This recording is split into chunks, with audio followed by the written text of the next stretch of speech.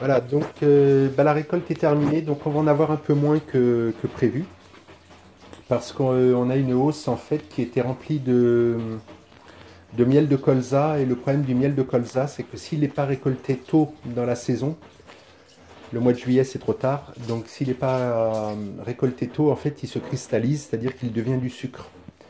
Donc on ne peut pas l'extraire. Alors du coup, on a une hausse de moins, doit soit à peu près, alors c'est difficile à dire, mais je pense qu'on a à peu près 10 kilos de moins de miel que ce qui était prévu, du fait qu'on a pu récolter que 2 hausses et non 3. Donc je vous remonte un petit peu où on en est. Donc l'extracteur, voilà, c'est terminé. On a encore un peu de miel au fond, avec les impuretés de la cire, hein. Voilà. Ensuite, ça a été donc filtré. Là, c'est en train de filtrer justement. Ça tombe dans le petit seau. Et à côté, on a déjà un miel qui est filtré. Là. Et qui... Attends, je vais essayer de faire vous montrer voilà, un truc comme ça plutôt. Voilà, un miel qui est déjà filtré. Donc on le voit, il est relativement onctueux, hein. Couleur très foncée, liquide. Donc celui-là sort directement de l'extracteur, donc c'est-à-dire la machine qui est là. Et là, on est en train de le filtrer donc pour qu'il aille dans le maturateur. Donc voilà, là, il passe à nouveau dans un nouveau filtre, enfin un double filtre en fait, hein. Il y a un premier qui a des mailles assez larges, un deuxième qui a des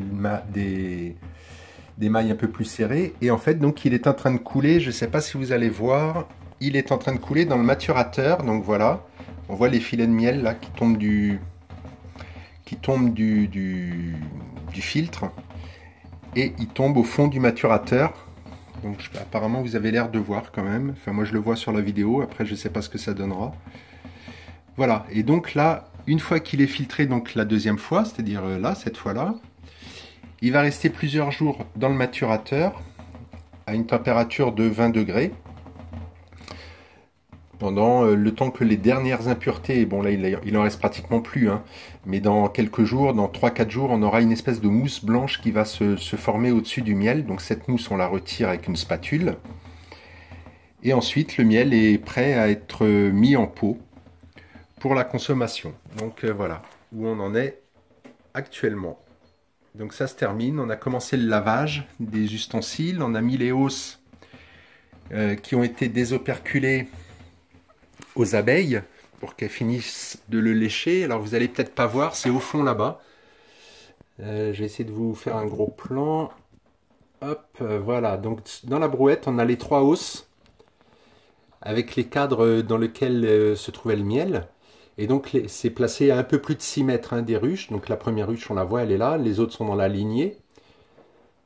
Et en fait, les abeilles, dès qu'elles vont avoir trouvé ça, vont totalement nettoyer tous les cadres des hausses dans lesquelles il y avait le miel. Comme ça, dans quelques jours, on n'aura plus qu'à les rentrer à la maison et à les stocker pour l'hiver. Voilà. Bon ben voilà, c'était la petite vidéo pédagogique sur l'apiculture, la phase récolte. Donc là, il y a Florian qui a rouvert le robinet, donc vous voyez, ça coule à nouveau. Hop, je vais dézoomer un peu, voilà. Voilà, donc ça coule à nouveau dans le filtre. Et on peut voir tous les petits morceaux de cire qui sont filtrés. Bon, et ben bonne journée à tout le monde, et puis merci.